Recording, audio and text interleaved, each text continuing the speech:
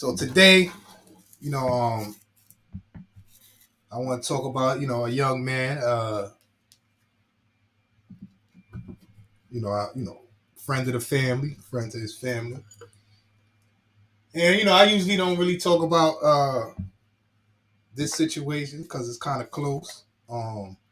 But, you know, some recent things that's coming out. I see a lot of people speaking about this set situation. A lot of people, talking about, Bronx drill and the youth and, you know, they're killing each other, they're disrespecting the dead, smoking the ops. Bobby Ramos, salute. Only facts. Red light was bracket. Sam Weiser, salute. Stacks De Niro. Bless up, my brother. Pilado, salute.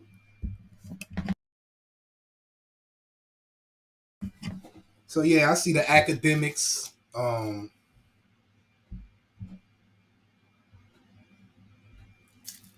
Other content creators, other bloggers and content creators and influencers, speaking on, the Bronx drill scene and how it's out of control.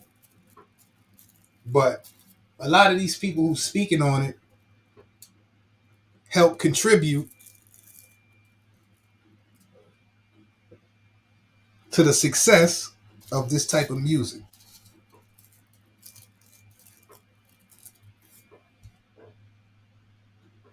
Billy Gordo, salute. So as far as academics, we all know the whole um, Chirac movement. A lot of people came up off of that. The whole Chicago drill music scene. A lot of people came up off of that. Was helping, spread that, promote it. And I don't like to glorify these type of situations. But salute to the young brother K Flock. Free the young brother. I'm not sure, I don't want to speak too much on, the case and all of that, but I will say, I grew up with his family, for years and years. I remember him as a kid. I remember him in the womb. I remember him,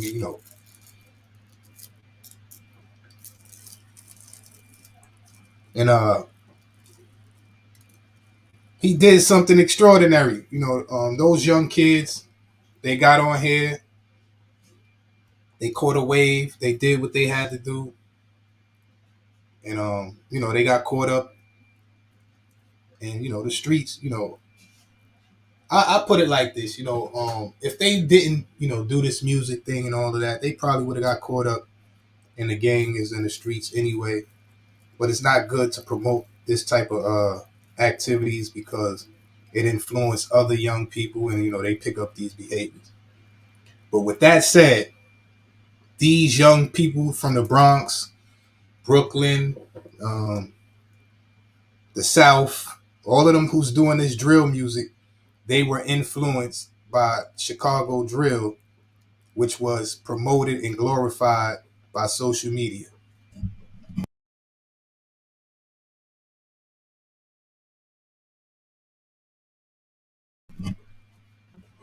Now, I ain't gonna speak too much on K Flock case, but if it may have happened in another state, it could have been seen as stand your ground, self defense.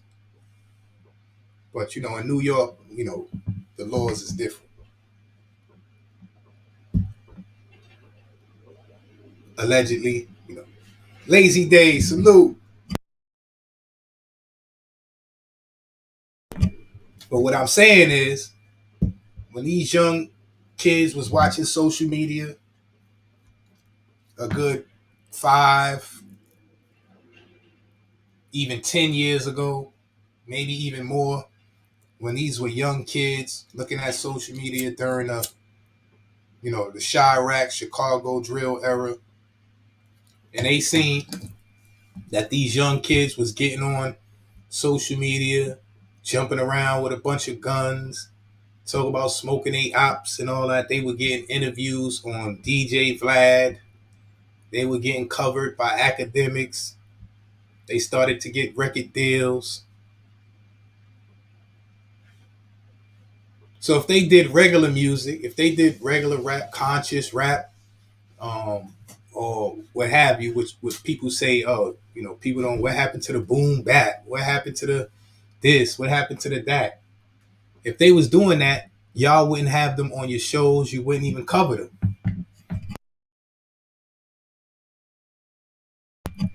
Because I'm pretty sure it's youngsters out there that's making conscious music, that's making music, that doesn't glorify the violence and the drugs, but I never see that you interviewing these people. You speak like they don't exist. Angel, salute.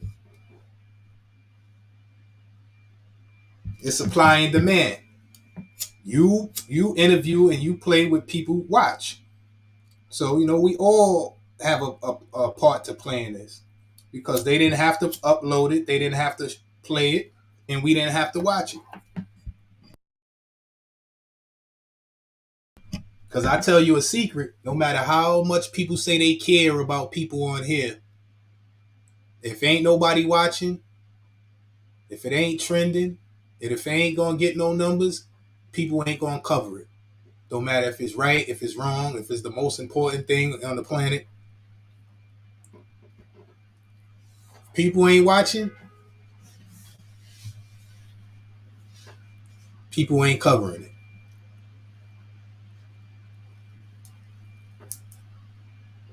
So it's simple. For all of those who out there complaining about the violence and this and that, stop covering it and stop watching it.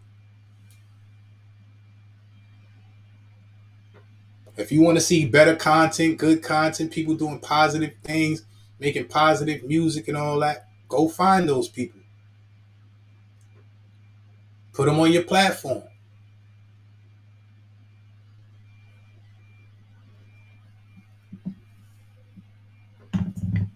Because until then, it's all content. It doesn't matter. You talk about these young kids going out there, but you're putting them on your interviews. This is the way they see that they can make it out. The only way I can get on Vlad, Akademiks, Adam 22, or whoever is to talk about smoking my dead ops, spin the block, get shot, get stabbed, have some type of street incriminating story. This is the only way I'm going to get on there. Then I'm going to have to do what I have to do.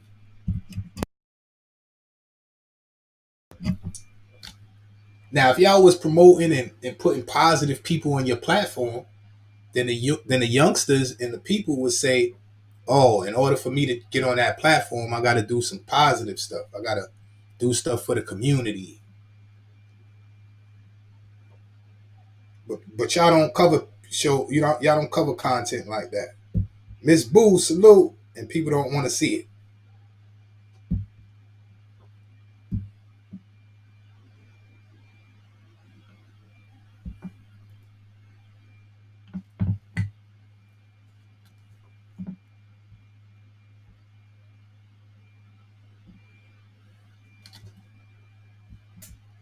So, free the young brother. As I said, man, I was proud to see him doing the music and all that. And, as far as the street stuff, the gang stuff, man, when he was a kid and all that, I wasn't doing much better out there in them streets. So people such as me had an influence on youngsters such as him. So I can't point the finger at them. They got to take responsibility for whatever actions that they took. And I got to take responsibility for whatever actions, whatever part that I played. And hopefully, youngsters will take this as an example and continue this until it's trending and popular and it becomes cool. Because there's trendsetters and there's trend followers. And we got too many trendsetters setting bad trends and too many people following it. So bad trends is trending more than good trends. Yeah, and maybe we could change that. But I always tell people, a slow million is better than a quick 100.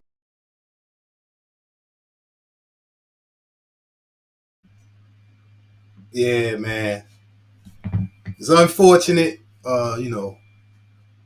that, I think K Flop was like at the top of the drill music scene when he got caught up in that situation. And, they say he was walking with his little sisters and all that. Like I said, man, I know the family, man, from when I was a kid, when we was kids and all that, and to see, you know, that young man, make it to where he made it at, man, it's bittersweet.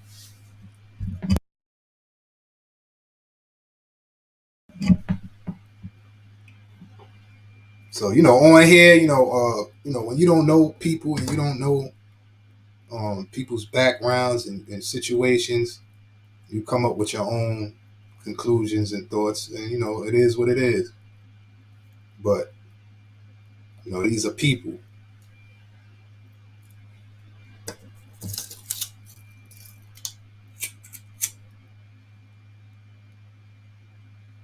and it's sad. I can't. I got to be careful of what I say. I can't say certain things, and it's this is the world we live in.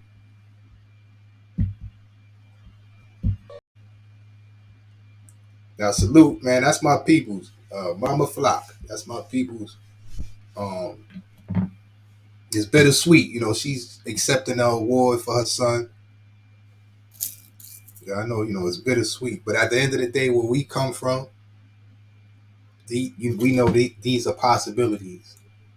If we have children and all that, raising them where we come from, and we know, you know, there's a possibility that they might get hooked up with the wrong crowd and get caught up. We try our best, but these are possibilities because they happen to us, so we know it's possible. So sometimes it's sad to say that sometimes we may expect that one of our children is going to get locked up at some point, either wrongfully or that's just how it is. They could have been walking outside, minding their business, or been around the wrong crowd, or got caught up in a situation, you know, or maybe they had to defend themselves, or maybe they was in the wrong. But these are possibilities. So when it happens, it's like it's sad and all that, but you know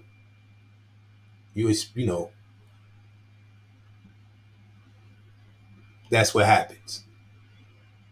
But when one of your children make it, in an industry, they do something positive, or they doing music, you hope that they make it big, and out of 10 they're gonna get locked up or be in cuffs for some reason, right or wrong. So it's sad.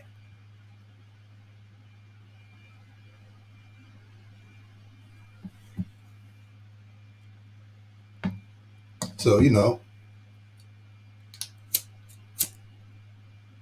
that's the life we live.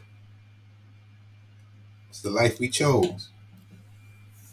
But if we was in a different environment, we might not have chose that life. We may have only had limited choices,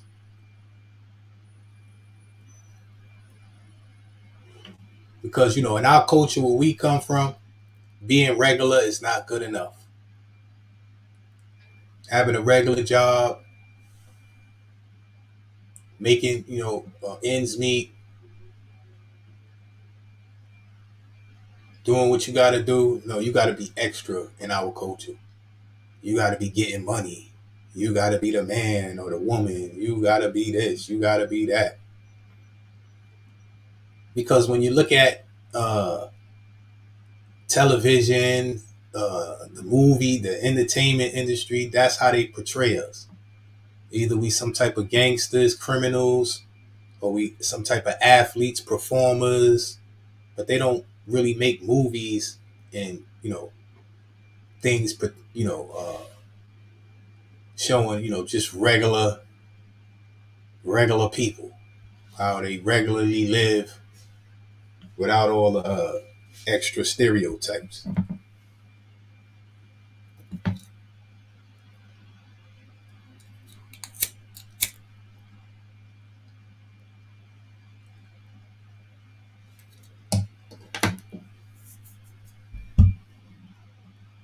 So that's how people see us. They see the Laquishas and the Tyrones and you know the ghetto-fied version, or they see the bougie, you know, well-off, famous, but they don't show the regular folk. Gift of the curse, salute the everyday working people, the people who's taking care of their families, those type of people, the people you can relate to, the people most people can relate to. They don't show those type of people. They make a movie about the hood or the quote unquote ghetto.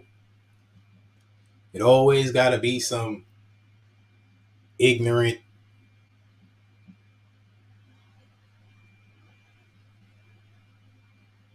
you go out, I see these movies, the junkies all over. Like, now I'm not saying these things don't happen, but not the way it is. It's not.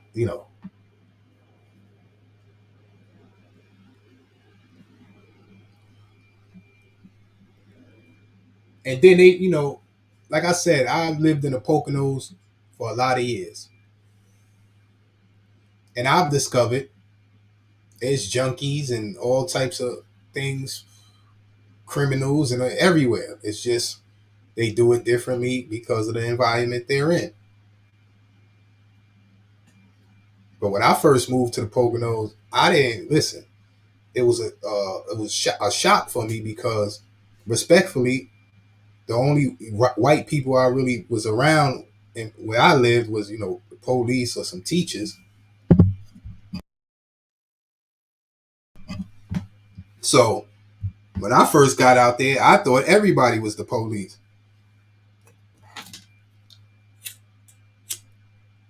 But some of these people were criminals. Some of these people was junkies. Some of these people some of these people was dangerous, just like in a hood.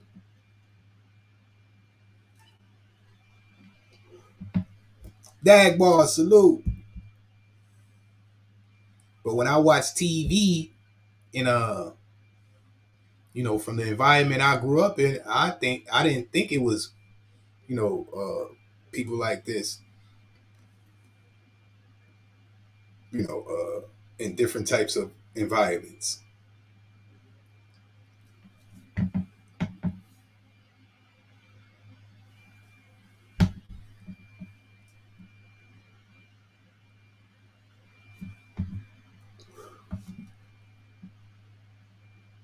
To tell you the truth, you know, besides what I can't really get into, most of the people who sold the drugs and did the drugs was white people. Like,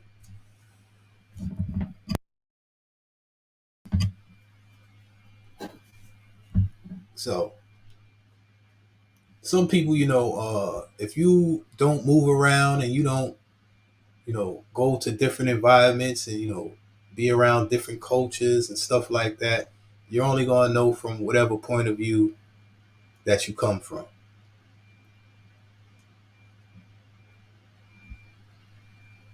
So, for instance, I used to hang around a bunch of West Indian, Latin people, Black people.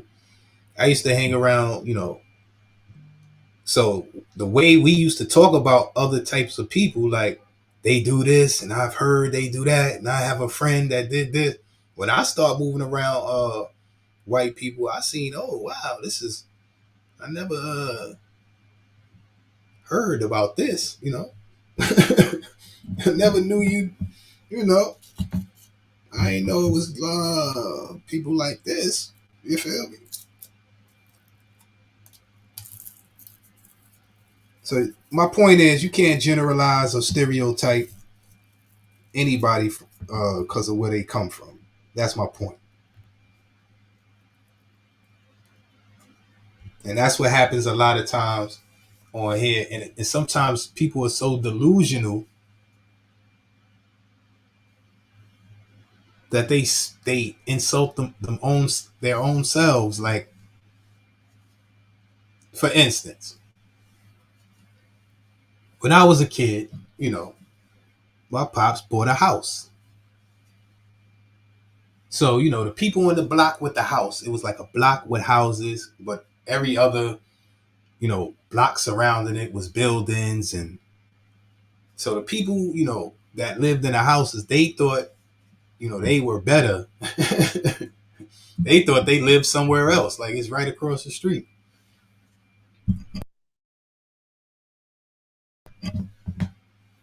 So in their minds, in their adult minds, the people on the block with the house, they hung around each other. The people who lived in the buildings and all that, they thought of them a certain type of way and all of that. You know what I'm saying? But that was our first house, so we came from buildings and all that, so we understand. And I understood well because uh, you know, it don't matter. We all still went to school together. We all still played together.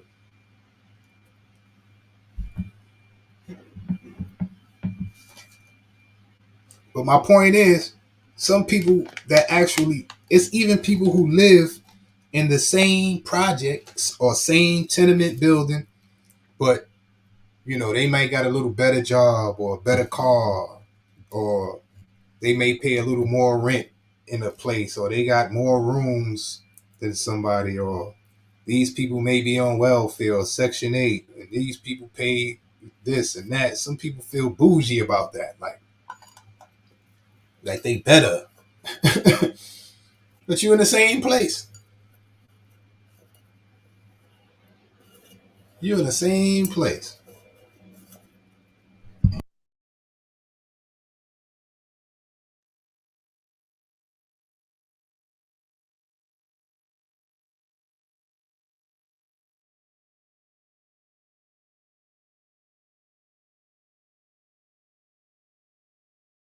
Aaron, salute.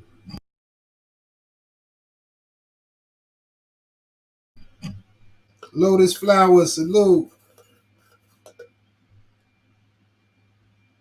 Appreciate you. Appreciate you. 22 Ronin.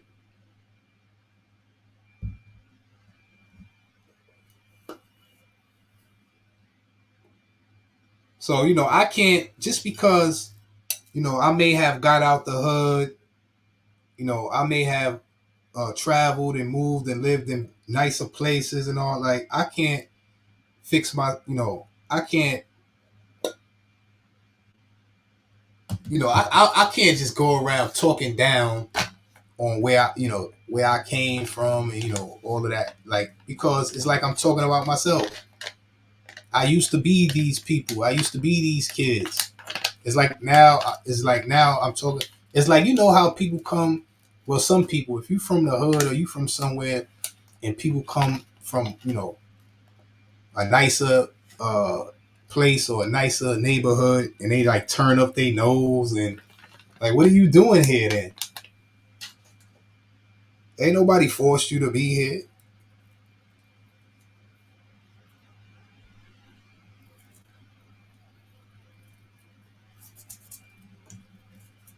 You ain't doing nothing. Even some stores turn up they know, like, we custom, like, we here helping you feed your family. Why your store is not in a nicer neighborhood? What? They don't want your kind over there or something? Why are you over here?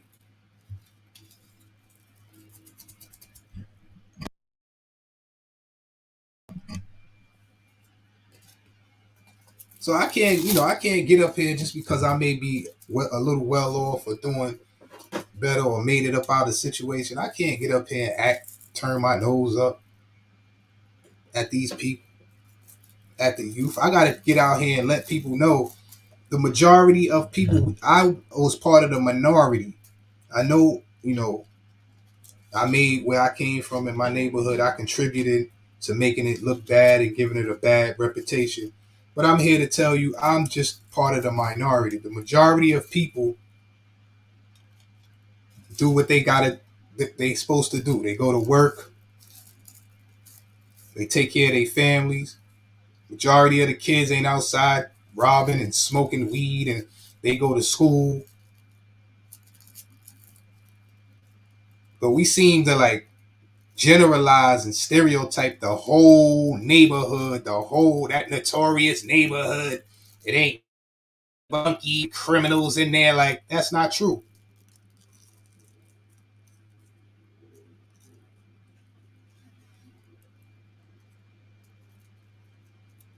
It's hard working, good people in there that are being harassed by the police. They getting jumped out on. They getting their face put to the floor. They getting handcuffs put on them.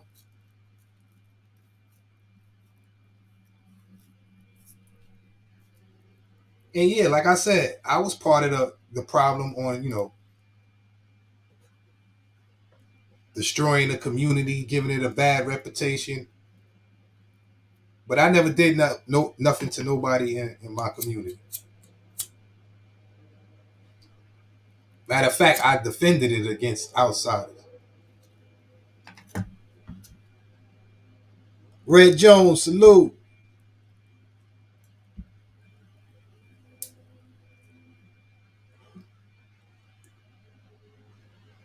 So I'm here to speak for those people. I'm not here to glorify. I'm not here to try to prove I'm some type of tough guy, gangster, street uh, thug, or whatever you want to call it. I'm here to represent and speak for those who the people don't speak for, those who don't have a voice, those who don't get no attention.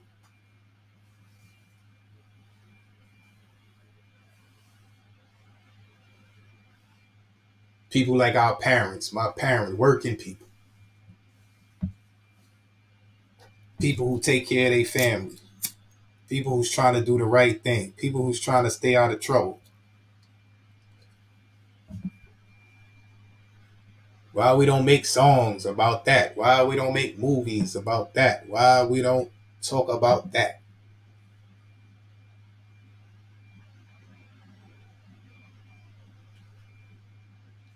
We make people on here think everybody in the neighborhood is some type of degenerate.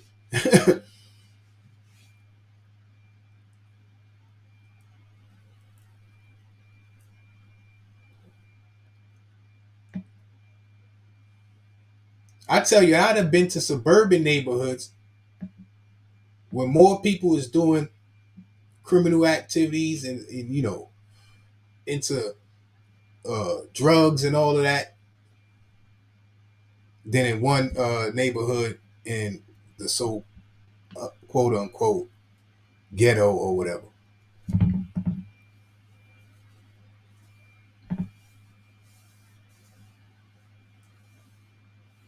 People who do what they do.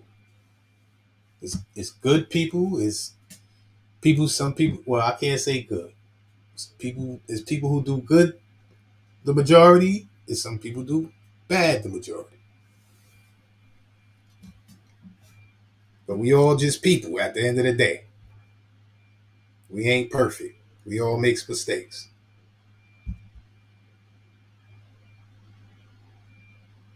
That's right. That's right, Miss Boo.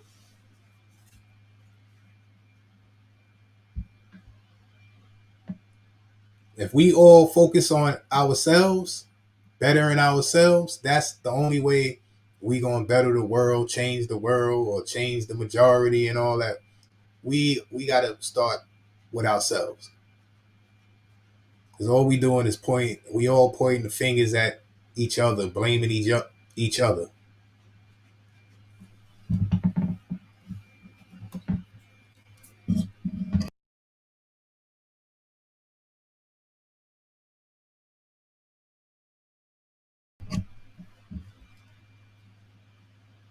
And some people thrive and they hide behind that. Some people hide behind that. Some people take advantage of, they take your kindness for weakness. It's people like that. We can't pretend it's not people like that. It's unfortunate. But first and foremost, we have to protect our families, our loved ones, and we can't do that if we don't protect ourselves first. Because if we ain't here to protect them, who you think gonna do it for you? And if people do it for you, who you think gonna do it like you?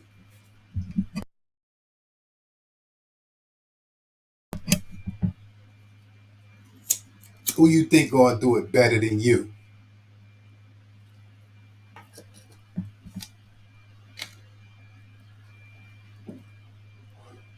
Because this is your family. This is your loved ones. This is your destiny. Don't get caught up in other people's destinies. Because then you're just going to be a pawn. It's just going to be a piece. And your destiny, you the king, you the queen. Why step down from your throne to be a pawn in somebody else's game?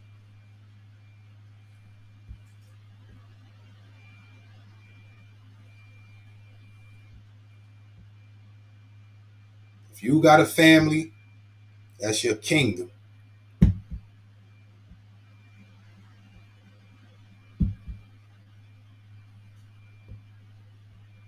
So if you're ready to go to war over another kingdom and put your kingdom on the line, I'm not here to tell you what to do. But make sure it's worth it.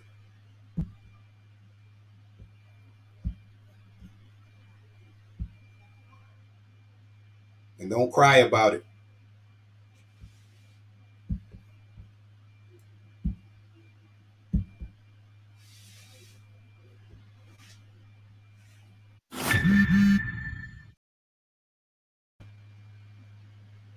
We back.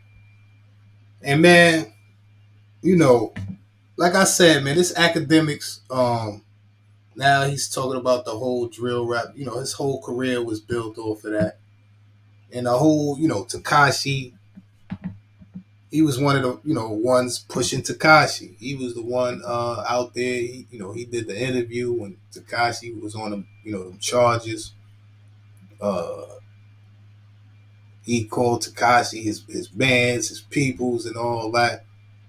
He's talking about how Takashi was running around, you know, doing whatever he was doing, and nobody was doing nothing to him, and all this type of stuff. He out there glorifying this dude. But then, this happened to K Flock, and he got something to say. But according to the story, K Flock was just defending himself.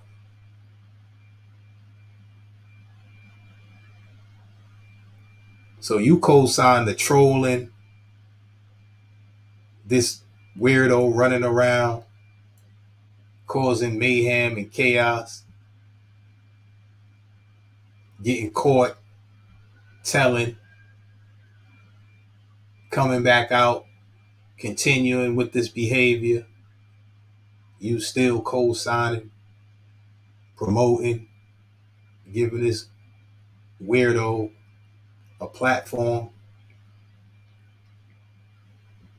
But then you got the nerve to come out and talk about this young man who allegedly was in self-defense, protecting his young little sisters.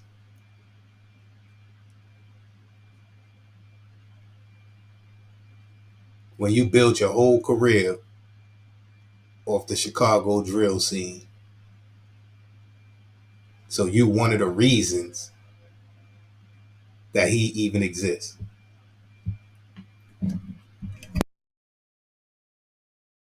And see, people don't like to take accountability for their actions that they played. Now, I'm not saying K Flock, the young man, is not. I'm not saying he's innocent. This is not what it's about. It's about accountability. He's facing the consequences of his actions. He has enough to worry about. His family is in this with him.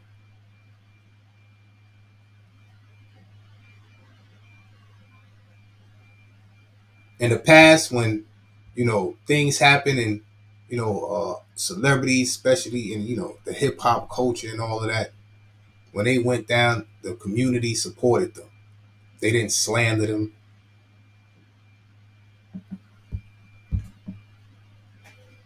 So the same way you do interviews with these young fellas who talk about smoking they ops, who's getting shot, who's committing these crimes, who's spinning the block. The same way you do the interviews and you talk to them on your interviews.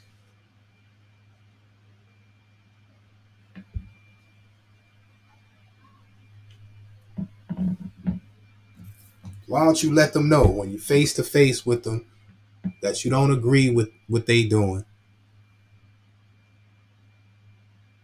and keep the same energy that you use when something happens, when they lose their life or they go to jail or they lose their freedom.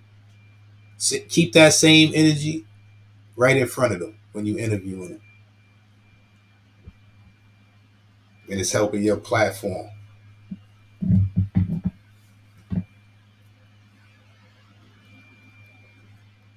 And another thing, I know people say, like the Vlads, I don't tell them what to say and all that, but you can edit it out. You choose. You have the final call, the final cut. You choose to put this stuff out.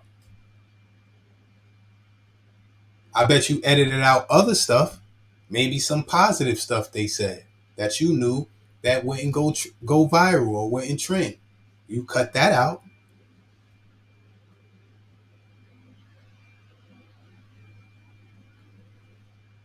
They telling you what you want to hear because they know the only reason that they got on your platform is because of the foolishness. So they know they have to come with the story that you want. Eve James, salute.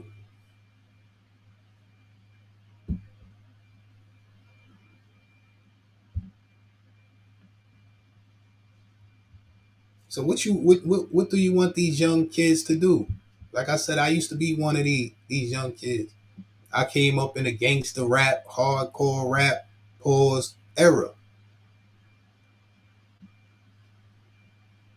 They ain't want to hear no Public Enemy, X Clan type of rap. They wasn't trying to hear none of that.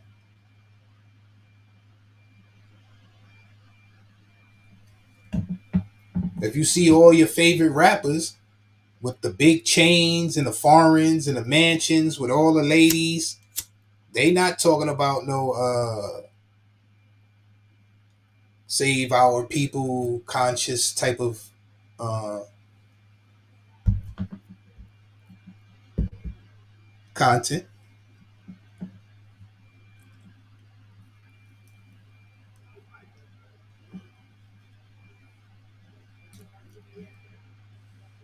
So what do you expect? What do you want them to do?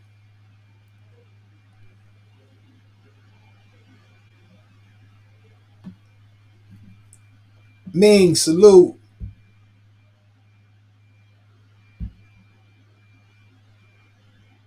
I gotta get Eve James. I gotta get you up here. I heard you talk about some stuff. Gotta get you up here on the show. Jay Savage, salute.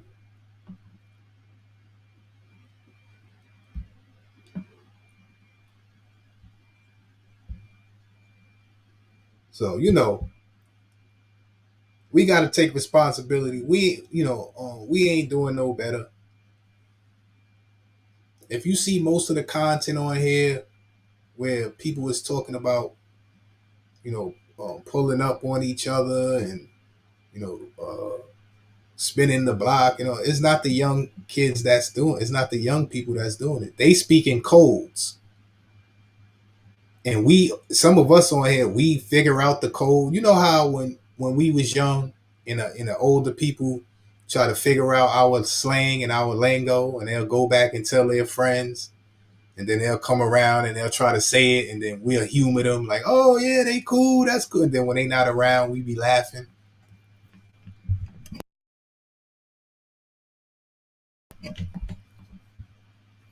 That's what we do on here.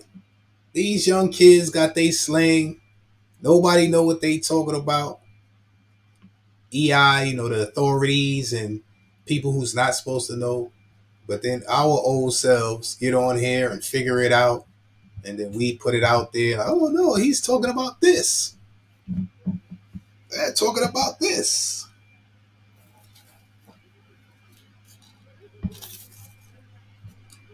Just like the Chicago thing.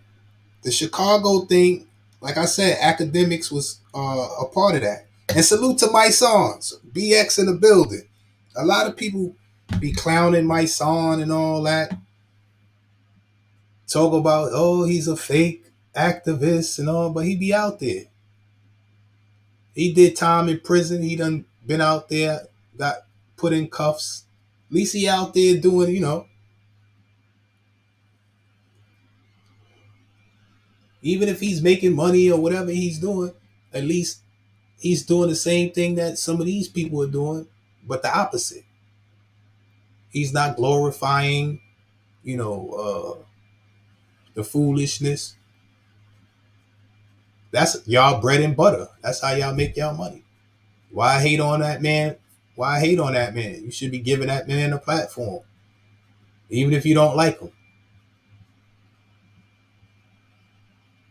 Pretend, it's the entertainment industry or business.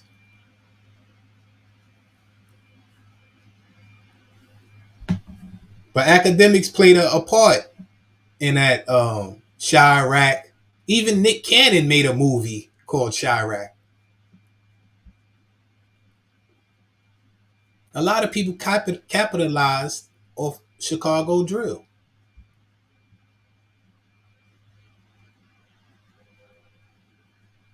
So when people was talking about smoking, the ops and all that, people didn't know what they was talking about.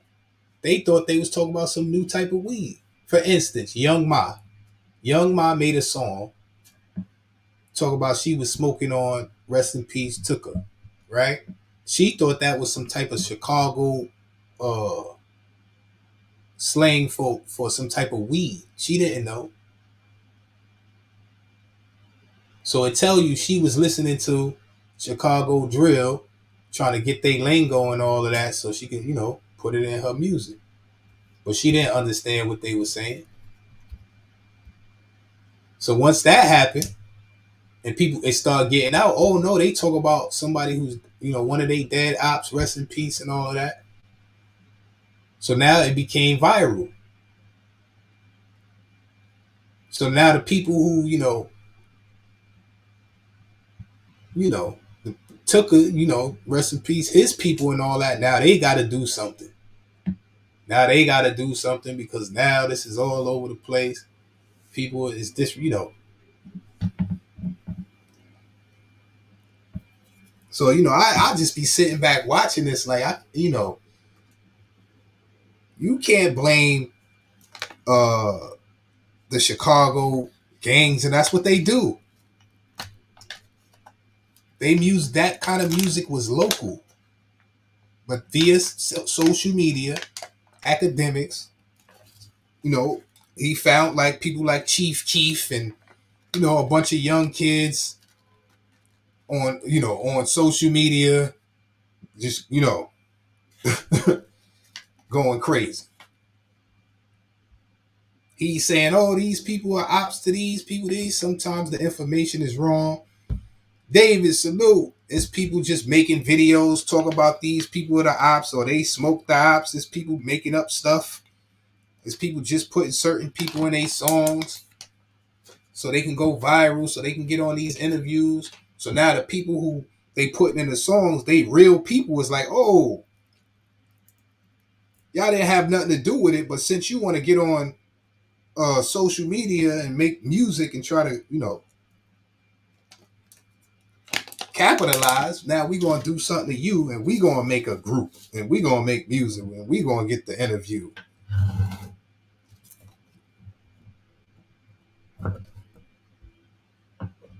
Diamond Shooter, salute.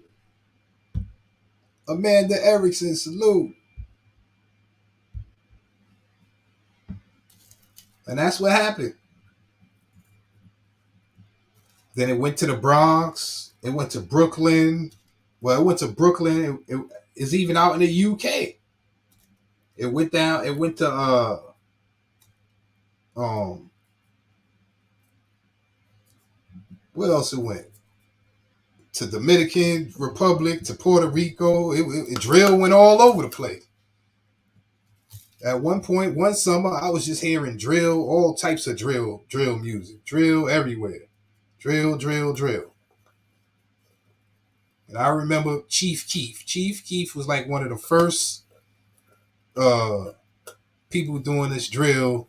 And I remember Akademiks. I remember Chief Keef. I remember that whole. I remember those Vlad interviews. I remember all of that. A lot of these people got rich off of that. A lot of these smaller content creators became, grew off of that. What happened?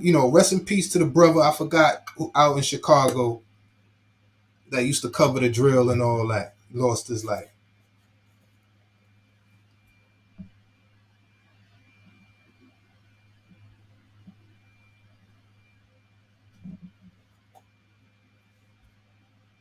What's his name? I forgot his name. Aaron, salute.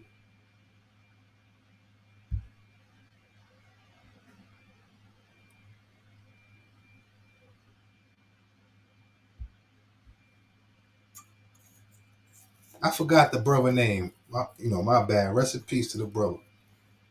But yeah, he was out there doing all that type of stuff. And you got to remember, Smack DVDs, all of these hood DVDs, even before the internet, it was dudes out there doing these DVDs where they used to go in the hood and, you know, I'm not going to confirm or deny that I may have been in one of these DVDs as a youngster. You know what I'm saying? I won't confirm or deny that. But they would try to come in the hood and, you know, ask questions and try to get people on camera, doing all types of, incriminating stuff and all that. Like, yeah, then it transferred on here.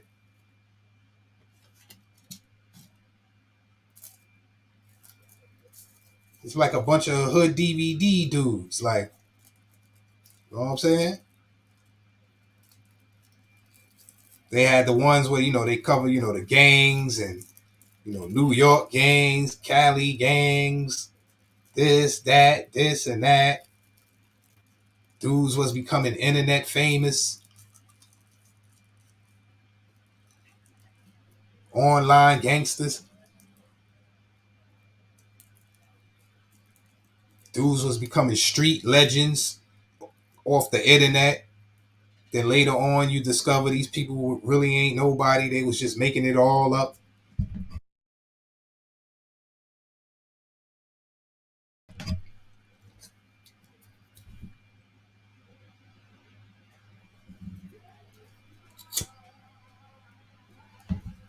Yeah, man. I got caught up. Listen, I got caught up in when I first got on. I think YouTube. I was doing marketing promotion on social media. I think by this time I was doing something with Corey Guns. Rest in peace, Maserati Fox from G Unit. D Block. Who else at the time?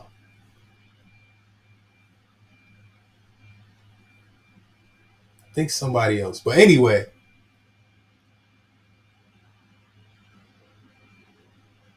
I got caught up in this whole, you know, fake hood, this, yeah. John Illuminati, salute.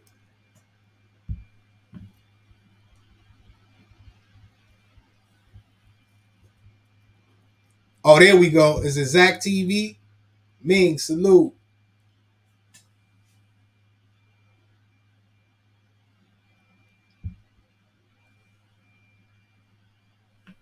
But I see, this is not real. Like I really believed it was real, and I was running around with, with my you know, friends and, stuff like that, you know, believing this stuff was real. And then, I had to realize that, you know, this is not real. This is entertainment. It's not worth it.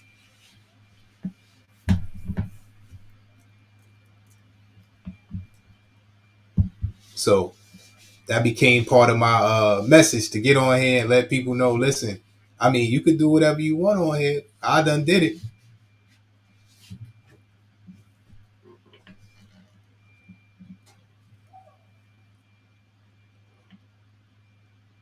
The whole pulling up, all that, I done did that years ago before I understood that this right here is just a trick. Try to trick you out your blessings, out your freedom. Sharonda, salute. There's people on here that don't want to see you win. And they try to get you caught up.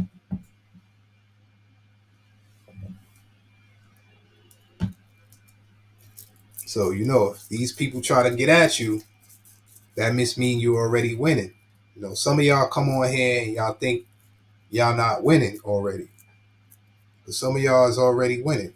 It's like the industry. Some people think because they're not in the in crowd or they're not part of a certain group that they are not winning.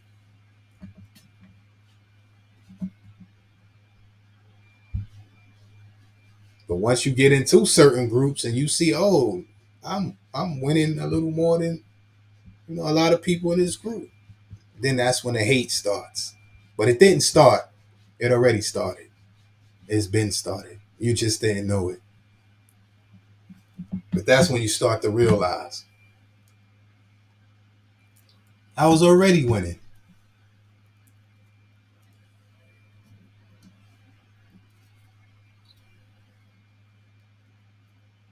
Why you think why you think these people wanted to be around you in the in the first place?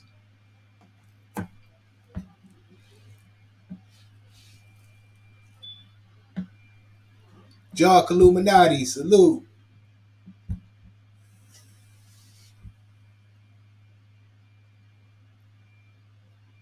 So I'm here to tell you a secret that other people may not tell you.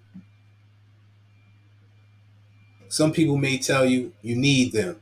Some people may tell you you don't need nobody. But I'm here to tell you everybody needs something.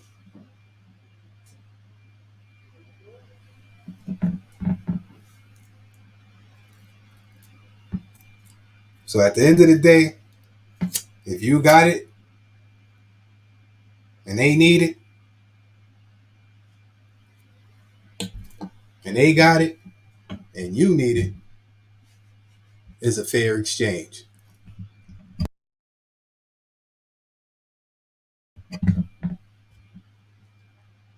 Now, if you want it, you can't always get what you want. I mean, you can get it. But the question is, what are you willing to do for it?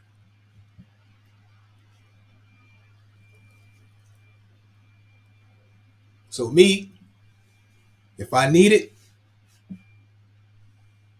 I'll find somebody who got it that needs something that I got. Fair exchange. Now, if I want it, and it's something I ain't willing to do to get it, I didn't want it that bad.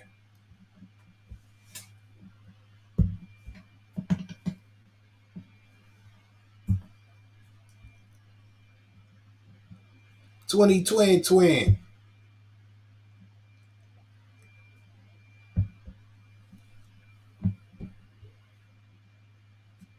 So, ladies and gentlemen, don't don't take nothing from nobody that don't need nothing from you.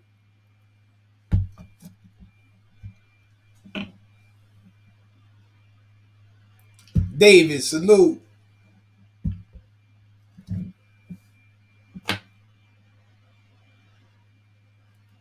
Thank you, Aaron.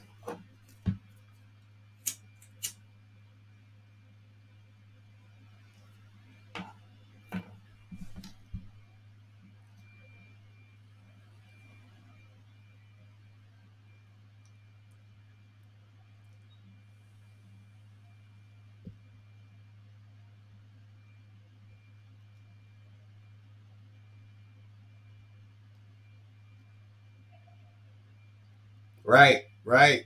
Well, we can't stop them. But what we could do, this is what I always tell the young people. I'm like, it's like I'm got in a time machine, right? It's like I got in a time machine. So I can tell you what will happen or what might happen if you walk down this road. Now, if you choose to walk down the road, you choose to walk down the road. If you choose to listen to what I said, or if you don't choose to listen to what I said, at the end of the day, I feel as a time traveler, I did my job. Because when you look into the movies in time travel, you're not supposed to interfere because it can disrupt the future, it can change the future. But in reality, you're supposed to interfere because it can change the future in a positive way. So now a person might, the next generation, some of them might not take that path, and take a better path. Some of them might not listen and take the path, but remember what you told them, and some of the tools you gave them might help them navigate through it easier. Some of them might not listen and make it through. Some of them might not make it through. Some of them might listen and make it through, or might not make it through. At the end of the day, all we can do is let them know. Listen, it's slippery. That is slippery on that road, black ice and all that. You can go this route if you want to, and we got to keep it moving. You know what I'm saying? Because at the end of the day, I can't drive the car for you.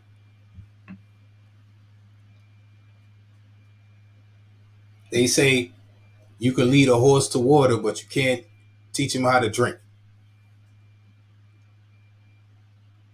I say, listen, you can teach it. You can teach. We ain't horses. You can teach a baby how to drink.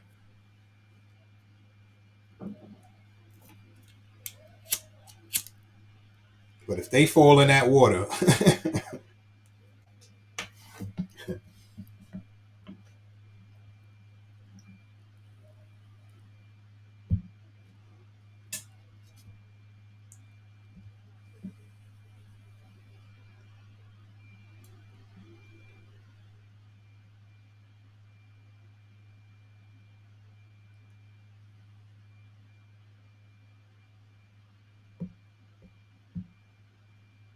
everyone else, everyone,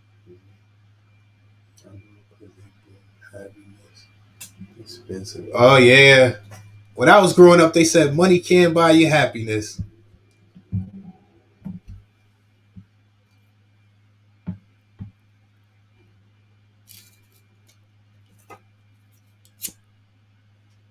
Now listen, I've known people who's broke.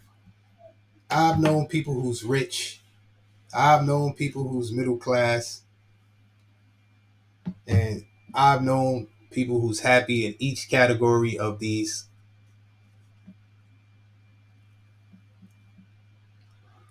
So at the end of the day, all I can tell you is happy is a choice. Some may not believe it. I can't make you believe anything. But you can be happy anytime you want to. Try it. You could be sad too. All you got to do is think about something that's sad, and you can make yourself sad. Or you can think about something that's happy or funny, and you can make yourself laugh.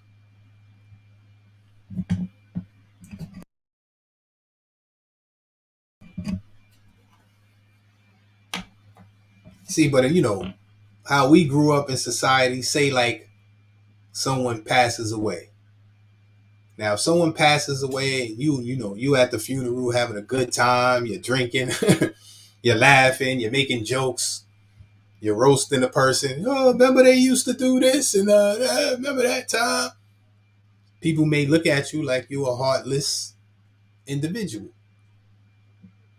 But once upon a time, or in some cultures, they celebrate uh, when you move on to the a better place and stuff like that. So I guess it's a matter of perspective. Tammy, salute.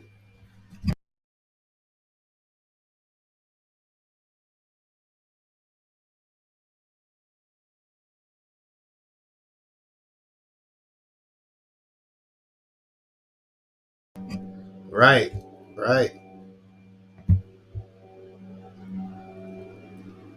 Life is perspective.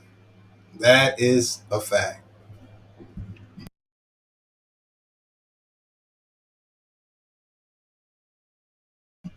And me being on here, I learned. I done met so many people in different perspectives that I've come to the conclusion that respectfully, you have your perspective, I have my perspective, and we can always agree to disagree. Because it's just some things I'm not going to convince you of. There's some things you're just not going to convince me of. Why fight about it?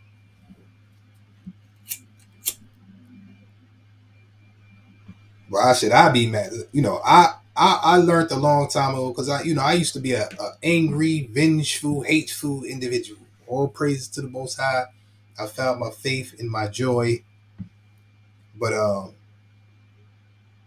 I told to myself, listen, people is gonna be mad because a lot of times that's why I was always mad because I guess deep down inside I didn't want to make other people mad. So I didn't want to make other people mad, but I was always mad. So I told myself, listen, I'd rather somebody else be mad than me. I came to that conclusion after I found my faith. Listen, you be mad. I done carried mad around. It's a heavy load. I'm going to set that down right there. If you want to pick it up, that's on you. This feels good. I feel like 50 pounds lighter. I ain't going to carry around people's problems and burdens when I learn how to put down my own.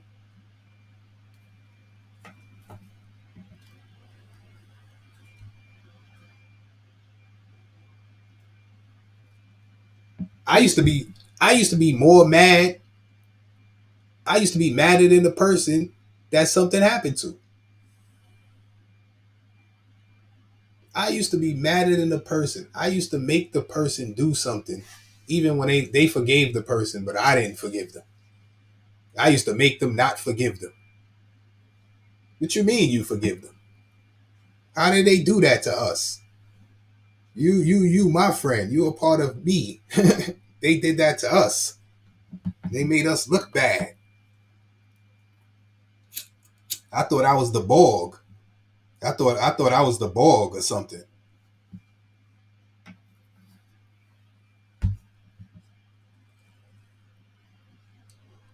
So I had to disconnect and plug into the Most High.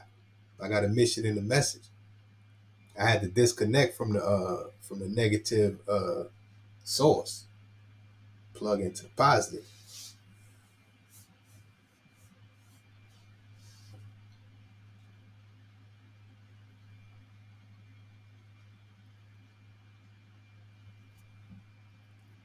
Because respectfully, people ain't about nothing. In your mind, you come up with That's why people may think I'm crazy. Oh, a mission and a message. You came up with this in your mind. Maybe I did, but it's the same concept. When I was out there doing what I was doing in my mind, I thought I was doing it for a certain type of purpose. I thought I was standing on code. I thought I was standing on law. I thought I was protecting, you know, holding down the fort and this and that in my mind. But in reality, it's a different story. So if all of this is in my mind, at least I'm doing something positive now instead of something negative. So it may all be in my mind, but I think everybody is in their own mind. Even if you follow the same thing, you don't believe in the same. You don't believe the same thing.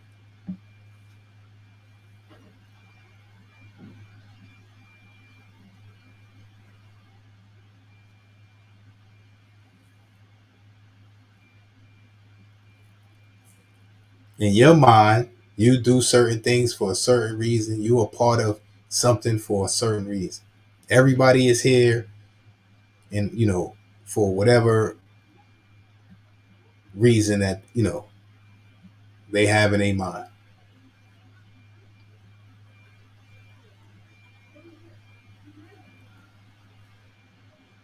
That's why religions and race and everybody's not the same. It doesn't matter if you try to group people together.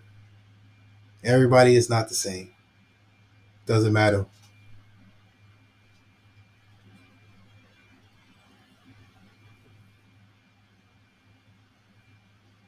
So I say, you know, it's good to surround yourself with like-minded people. If you are, if you with all the foolishness, if you are, a certain type of, get around those type of people. If you're not with the foolishness, get around those type of people. If you like to mix it up, you jump from one to the other.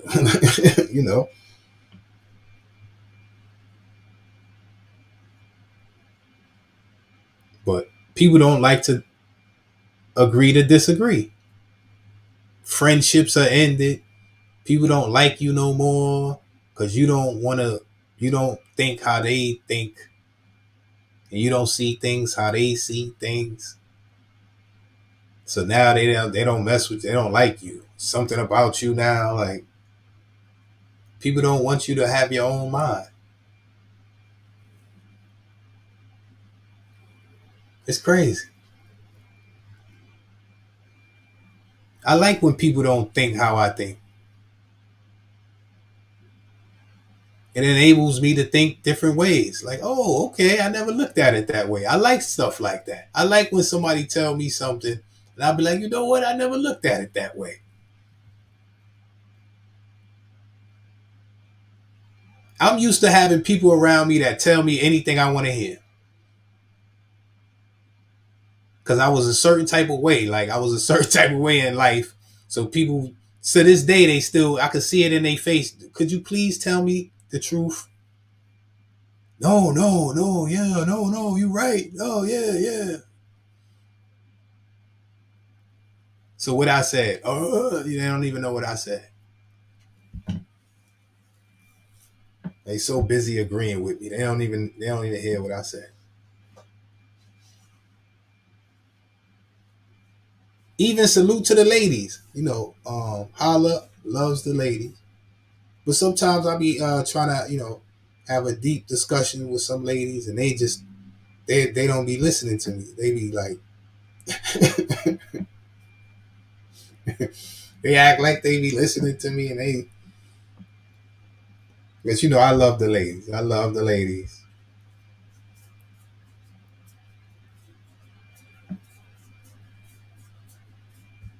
But I like conversations. I like, different perspectives. I like stuff like that. Iron sharpen iron. That's how you learn. If you think you're the smartest person in the room, then you ain't gonna be able to learn that. And what's the sense of being around people you can't learn nothing from?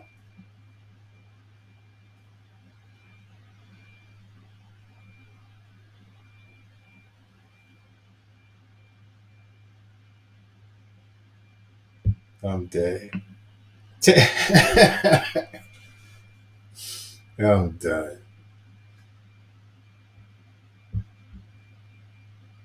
Oh Lord, have mercy. Okay, thank you, ladies. Appreciate y'all. At least you're being honest. At least y'all being honest for the most part.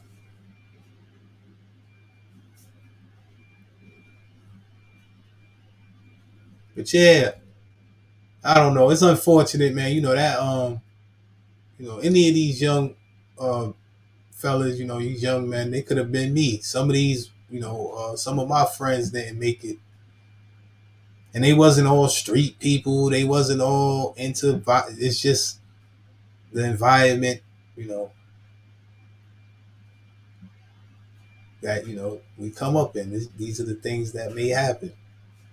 I don't know how my my moms dealt with that when I. Now I know why I had a beeper. I was like the first one with a beeper. That damn beeper.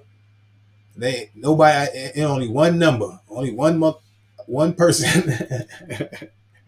That beeper went off, and I better answer that beeper. I had like a little thing where it hold a bunch of quarters on there. I had a little thing with a string on there and hold a bunch of quarters on there.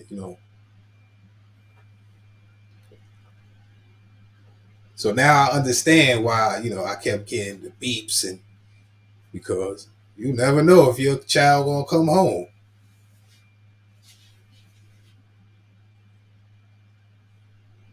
I thought I was cool too. You know what I'm saying? I was the first. I think I was in like the fourth, fifth grade. I think I was like in the fourth, fifth grade. I was the only one with the beeper. I thought I was cool. Soon as I got out of school, the beeper. Soon as 6 o'clock, the beeper. My curfew, I think was 9 o'clock.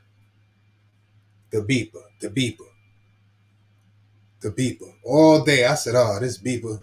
Thought I was a drug dealer. This beeper was going off all day. Where you at?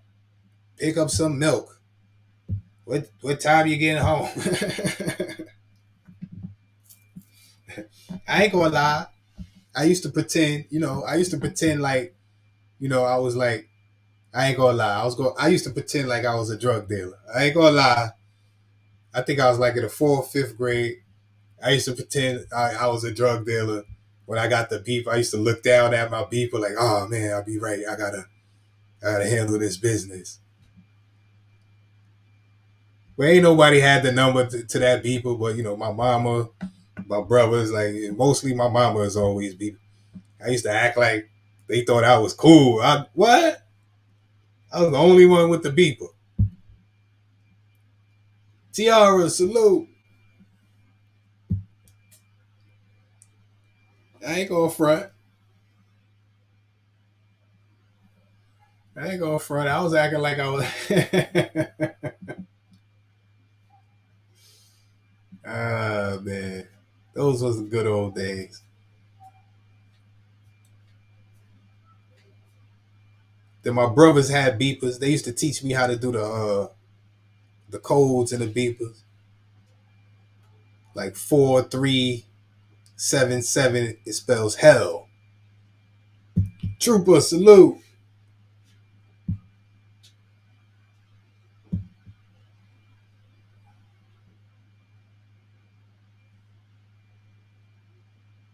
Then the number codes 49311 304. Oh, and I got dyslexia, so I was like, oh, that was funny to me. I was showing my friends.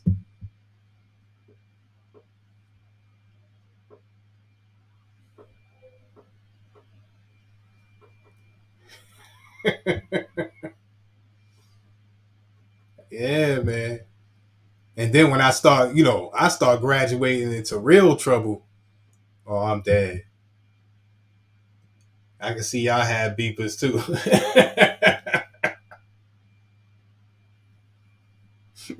Only fact I can see. Listen, I was the first one in high school. Listen, I was the first one in high school with the flip Motorola flip phone, the gray joint. The gray joint that the screen is like light up green. Listen, man, when I first got that phone, I felt like I got in some type of time warp and I was like in a futuristic.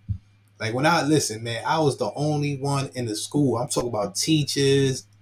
Listen, I had this one teacher, the gym teacher, used to, let me hold the phone and make a call. I used to have some teachers they hate. Then they used to take my phone and put it inside their desk until the class was over.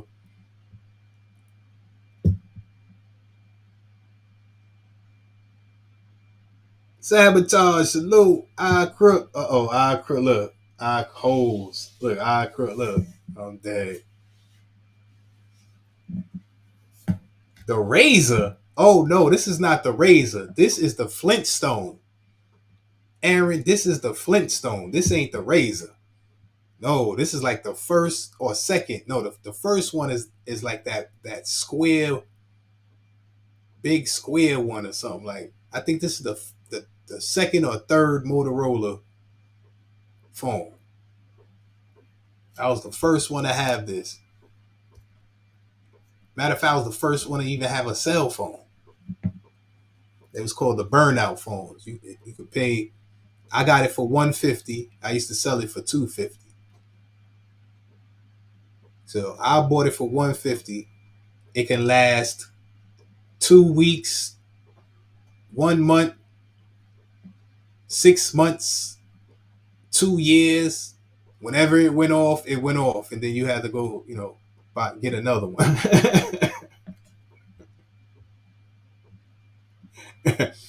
I was selling them to teachers. Yeah, that first one, I think the first black brick phone, yeah. I ain't have that one. I had like the flip phone. The Motorola is like gray.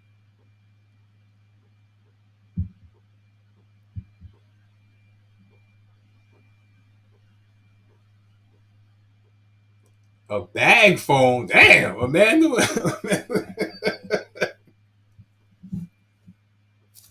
Amanda was in school like MASH. Amanda was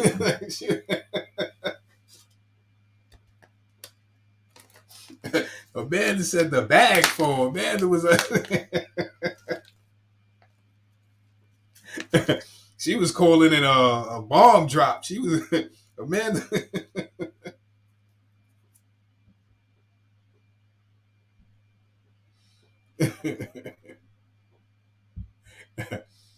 Yeah, I had the gray joint. I used to be listen, I used to be stunting with that phone. I used to be stunting with that phone. It's like a button you can press on the phone and it make it ring. So I used to press the button on the phone, acting like I got a call. You know what I'm saying? I used to be fronting on that phone. Yeah, I had some good times, man.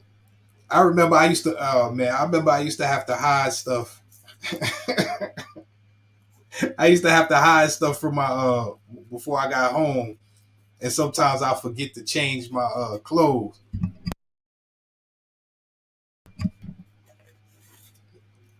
And my mom's be like, "Where you get that from? I ain't buy that." Like, I'm like, "Oh man, this is my friend's. My friend let me borrow it." I remember I used to hide all types of stuff.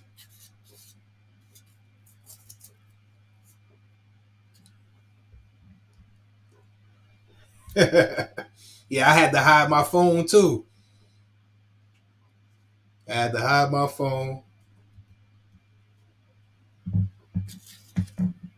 But once I got caught with the phone. I remember, man, I forgot to hide the phone. I forgot to turn it off. So I'm at the table eating dinner,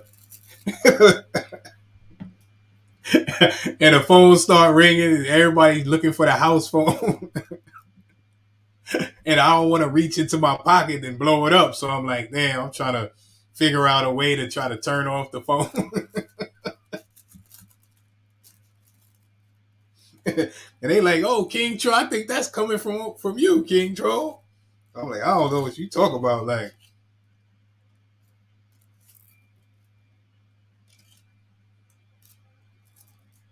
But after I got caught and my phone was taken and all of that, I eventually got it back, and I started selling phones to the family. I eventually got my phone back, and then I started. But I had to give somebody a percent. I'm not going to say it. I ain't going to say who my co-defendant was. I had to give somebody a percent of that.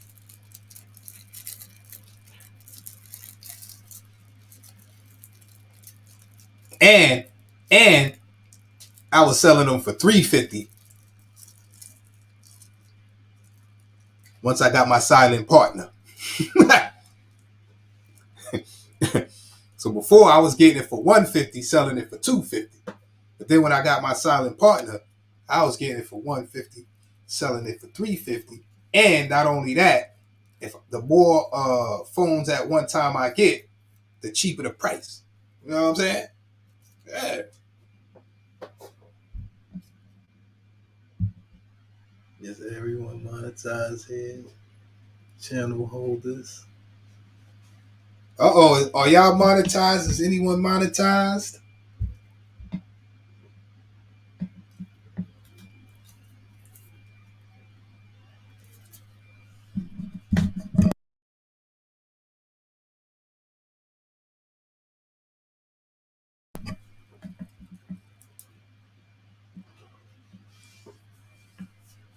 Yeah, man. The good old days. I had a lot of fun, man. All praises to the Most High. I'm alive. I'm free. I can't complain. If I complain, nobody really cares. You know, I still got a fighting chance. So salute, free. Free all the young people. I don't wish that upon nobody.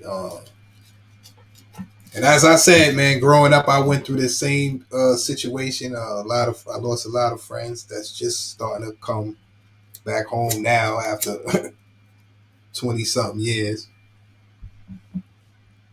And I tell them, man, don't go back to that, man.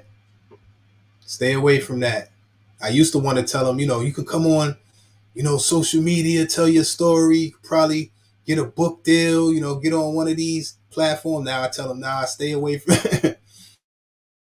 it too, man. Just live your life, take care of your family, man. Just because unless you ready for all of this, you know,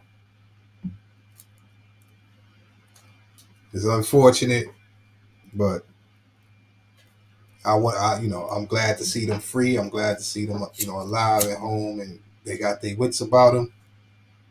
And I don't want to be a part of nothing to get them sent back.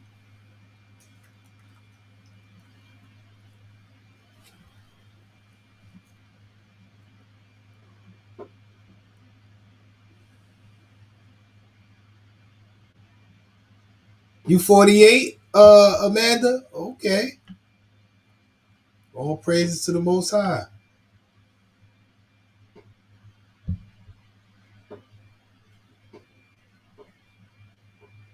All praises to the Most High. I never even thought of this far.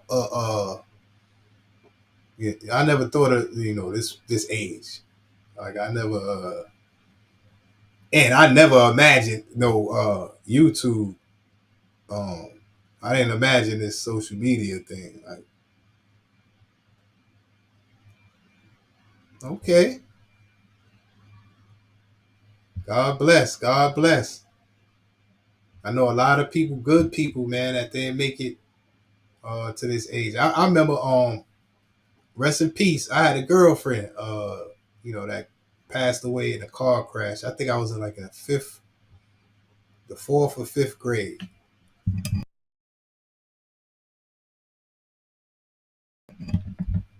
I got another friend that fell down a like a drain pipe in a building. You know, they was building like houses, and we used to play Ninja Turtles down there. It was pitch dark. He fell down a hole. Yeah,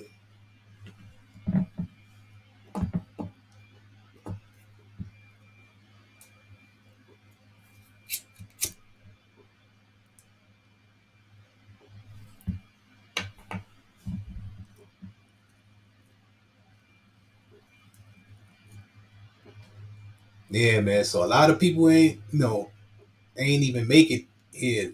You know, those people would have been here. They couldn't even imagine what's going on now because I can't imagine it. So they left this earth thinking the future is going to be a certain type of way, however they thought in their minds. But God bless us all. All praises to the Most High that we all here. And, I pray that we all see the next day and the next day until the day comes where, our final destination. We all going to the same place. One day, we're not going to be here. That's just the reality.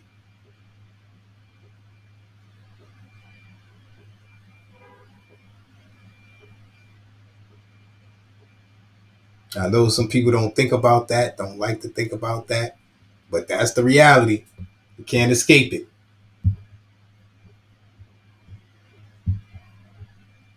So anything you feel you need to do, you need to say,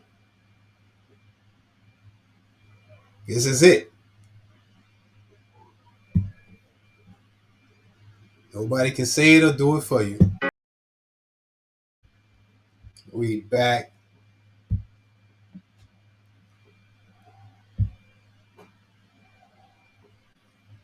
Yeah.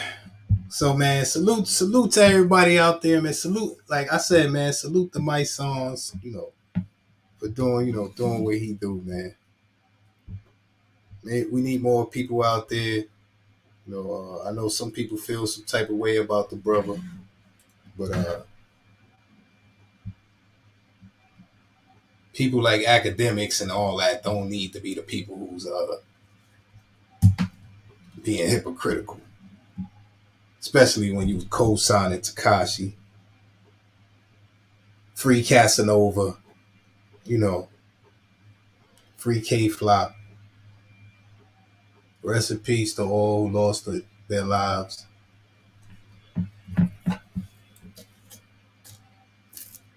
But it comes a point where these content creators, influencers need to take accountability for their part that they play. Because at the end of the day, you're capitalizing, you're monetizing, you're getting paid off of this.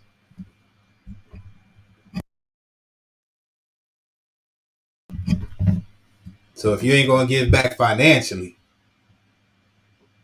intellectually,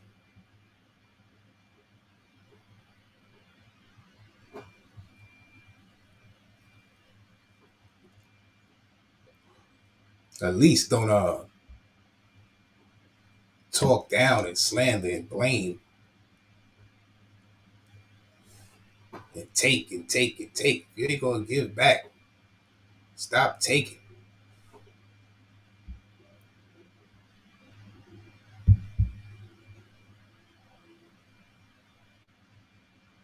Right. Right. You think Crook, man, salute the Crook, man. Salute the Crook. Crook, I gotta get you up here on the show too, my brother. I gotta get Crook up here on the show, man. We gotta build.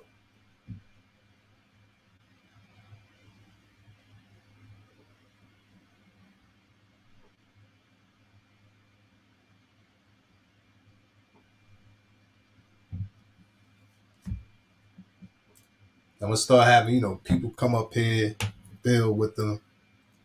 you know. And like I said, I'm trying to be over here more, get conditioned and all that. But you know, I appreciate the supporters. You know, this is why I do these lives. But as I said, man, you know, as far as you know, building a page and all views and stuff like that. You know, lives are not. You know, uploads are more, especially if I was being monetized or things like that. Uploads are more lucrative.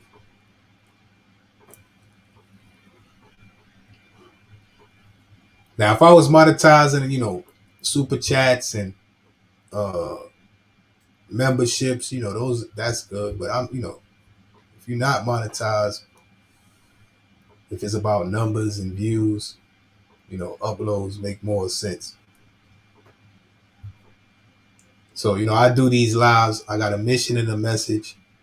I do these lives to try to get that out there, you know, and that's why I'll be on here.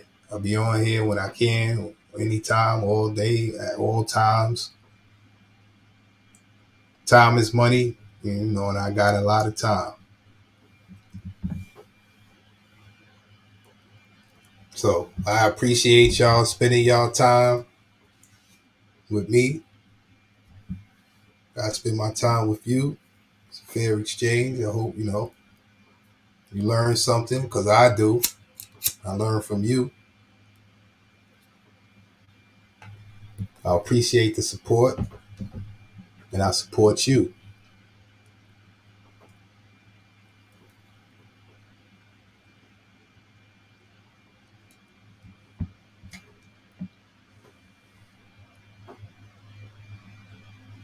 But, we going to change anything.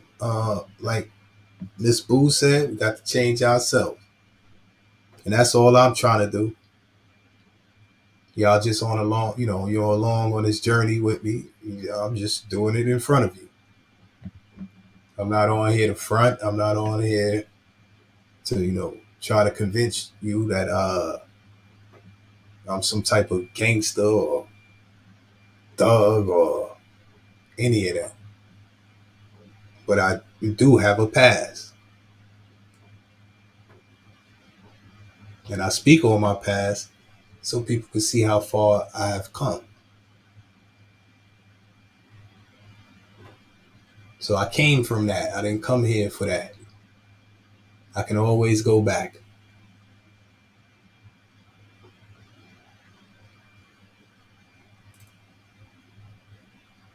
And I'll be welcomed back with open arms.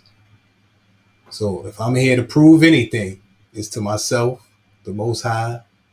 If I'm here to prove anything to you, is that I'm not trying to be on that type of time that I was on.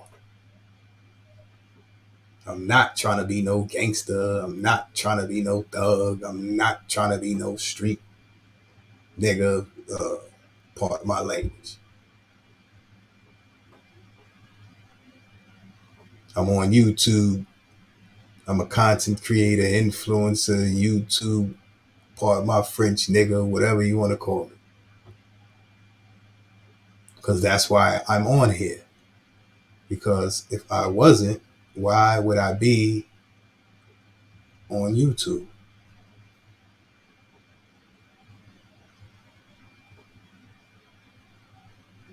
How could I be on YouTube trying to convince you that I'm not a YouTuber?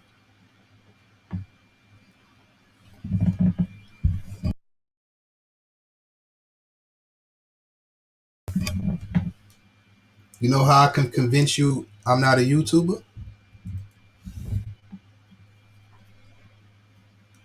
I won't be on YouTube.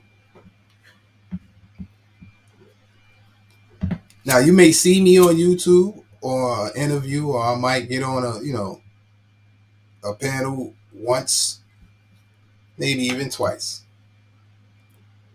You may see me in some video clips, some uploads. And in an interview, I may be asked a question, and I may say, "Listen, I'm not a YouTuber." That makes sense. You just, pardon my French, a nigga on YouTube.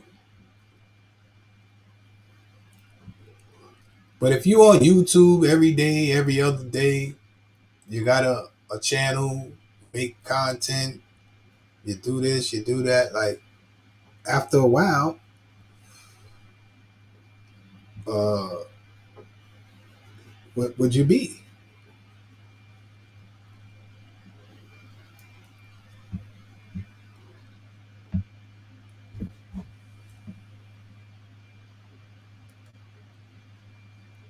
So I don't know. It's just a question.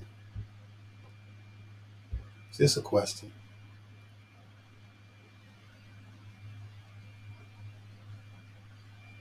So if anything I'm trying to convince you of, or if I'm trying to prove, is that I'm just a YouTuber,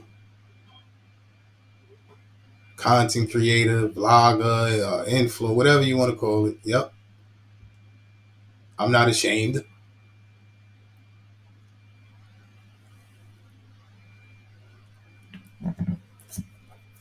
I didn't come up here to convince you that I'm some type of gangster, or I'm not trying to get no street credibility. This is not the street. This is YouTube.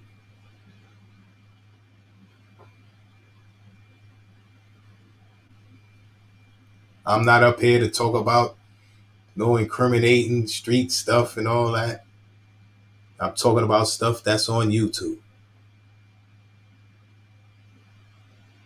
I don't know what type of foolish criminal would announce they're gonna do something incriminating on YouTube, but when I see it, I just think, you know, it's like a skit or something. It's, you know, it's funny. It's YouTube. When I see somebody on YouTube talk about, oh, I'm about to, you know, unlife this individual. I'm about to do this. I don't. My first thought is not, oh no, they're gonna do this. I mean, that's not my first thought. I can't speak for everybody else. My first thought is, oh, look at this. Look at this fool. This guy is crazy. What's wrong with this fool? That's my first thought. My first thought is not, oh, he's about to, you know. But that's just me. Some people may believe that type of stuff. I don't know. The longer I've been on here, I haven't seen, I've seen some things, but I know it can happen. I've seen it happen, but not a lot. 9 times out of 10, nothing really, happens.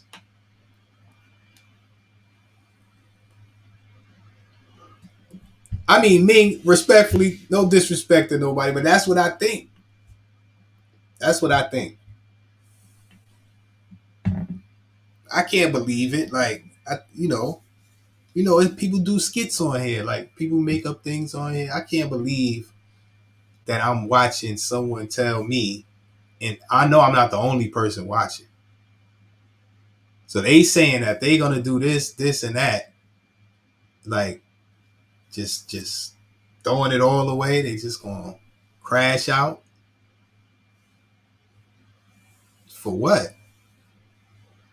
To prove to people who's laughing and making comments, and I don't know. I think, nah, this is not. This is not serious. You can't be serious.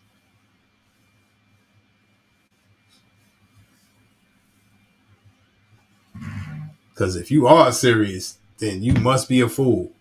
If you actually get on here and say you about to do something, and you actually go do it, even if you on camera, it's worse if you on camera. If you're not on camera, it's still stupid. If you go do that,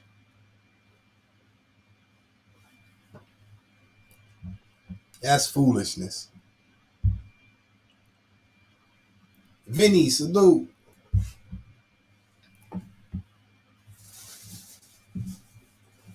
People still gonna say you're a fool regardless. If you go do it, people still gonna be like, oh, this person is a fool. They ain't gonna be like, oh, he's the most gangster person on YouTube. Like that's not. I know in some people's mind, that's what they think people gonna say. He's the most gangster on YouTube. Now they gonna say he's a fool. He threw away his life over YouTube. Look how they talking about K Flop, free K Flop, Casanova. Look how they speaking about. They not talking about they the most gangster individuals on YouTube.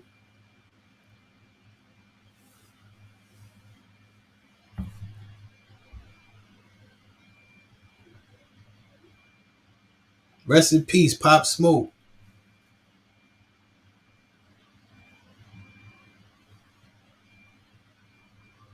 Tupac, Biggie.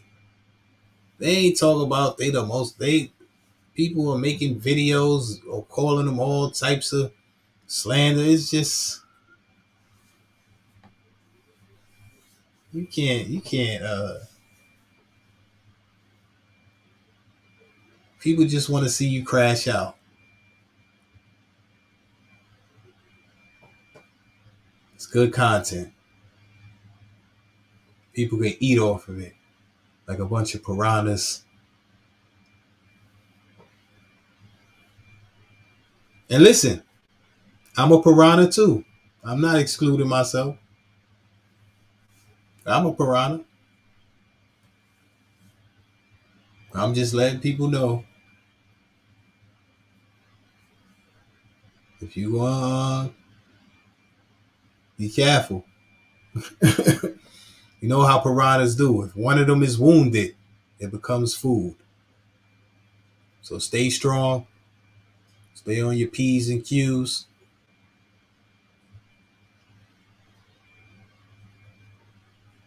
Because if anything you know about the school of piranhas, y'all could be swimming, eating everything in sight.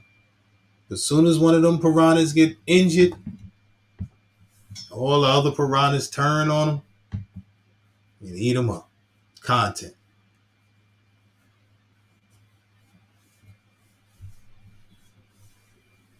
It's entertainment. It's a harsh reality that people don't want to hear. But if you keep providing the content, somebody's going to eat it up, especially if it's trending and if it's good content. Don't matter if it's negative, positive, don't matter who it affects.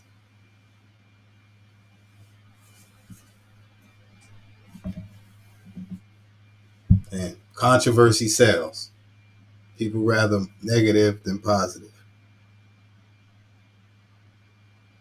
I'll call them a jackass if a YouTuber actually pull. right, man. Right.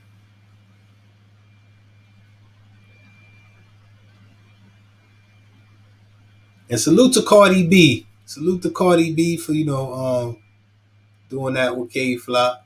You know what I'm saying? Salute to the BX, man. Salute to Scarlett. I like Scarlett. But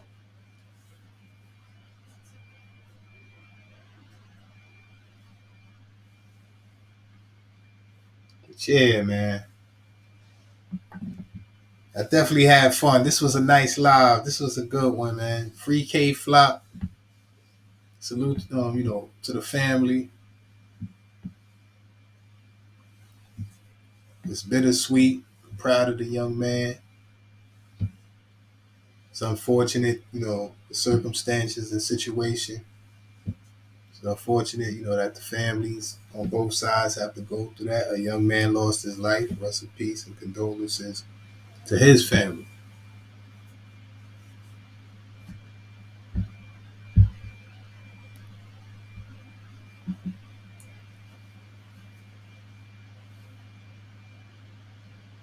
And hopefully, in the future, these things will not happen. But If we don't, like I always say, if we don't do something about it, if we don't establish some type of code of conduct, code of ethics, they're going to do it for us. They're going to drop the hammer.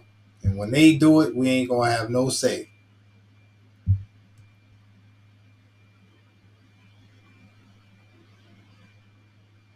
So the only way to do that is we have to establish the code, change our behavior, stick to the code, and hopefully we influence, these next generations. But if we can't do it, we can't. How are we going to expect to hold them to a standard that we can't hold ourselves to?